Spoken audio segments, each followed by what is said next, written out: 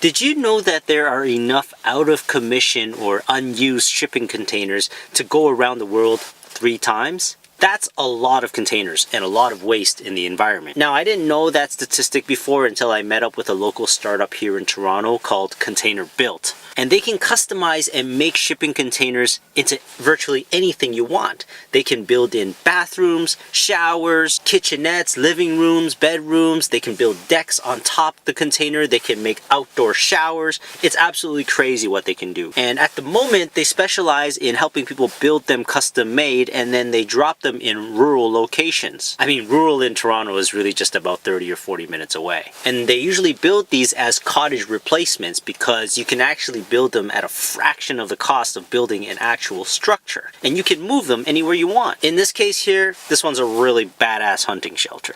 And building one or even many of these containers is only a fraction the cost of building an actual structure, such as a cottage. You'd be saving money, you'd be building it custom to suit your needs, you have the flexibility to take these anywhere, and you'd be doing the environment a favor. Thank you very much. And as we got talking about it, I just kept thinking in my head, there's so many possible uses for these containers. And we're already seeing a lot of them across the city. The most frequent one that I'm seeing lately is shipping containers used as offices at construction sites. And you could literally see air conditioning machines, so they can be quite comfortable inside. And I still remember opening a Tangerine bank account because I just wanted to go inside the container and see what it was all about. And I ended up signing an account with them. So if you definitely want to impress the younger generation like the millennials and the Gen Zs, having shipping containers makes a really positive impression from a business, PR, and marketing perspective. So here are some other uses that we're seeing with shipping containers currently. So commercial, retail, pop-up shops, portables for extra classrooms, maybe storage containers instead of an actual storage site, homeless shelters. And I think there's just so much more you can do with these. They're so versatile and so flexible. And for you Lego fans out there,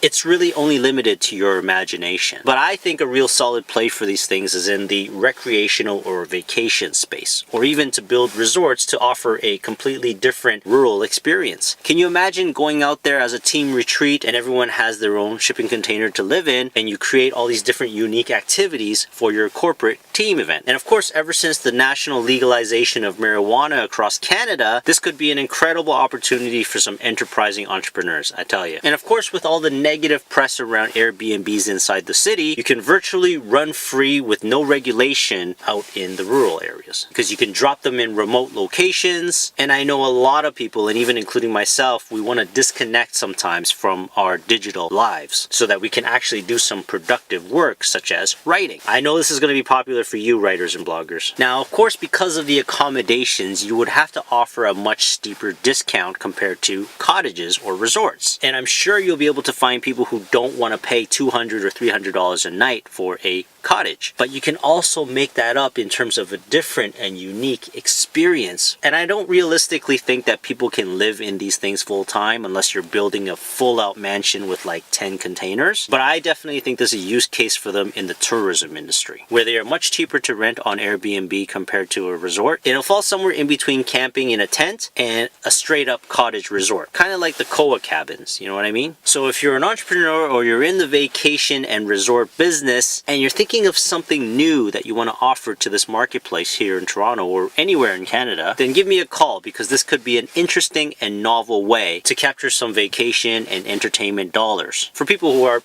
kind of on a budget. You can even become a full-time Airbnber with different shipping container locations all across the country. Who knows? Anything is possible with these things. If you're interested in building your own little posh abode, or if you work in marketing or PR, then you definitely want to give me a call and I'll set you up with these guys here. And as always, we don't just talk about real estate here. We talk about entrepreneurship, game-changing ideas, and we talk about creative and innovative solutions for living, especially as home prices continue to become and maintain very expensive values here in Toronto. Yeah, I know homes are so expensive. But would you live in a shipping container? I'm curious to find out, guys. I want to run an unofficial poll, so please leave a message down below. Put a comment on whether you'd be willing to live or stay in a shipping container to save money. And as always, please don't forget to subscribe to my channel and tell your friends about it, because I talk about everything real estate on Selling Toronto. So until next time, guys, bye for now.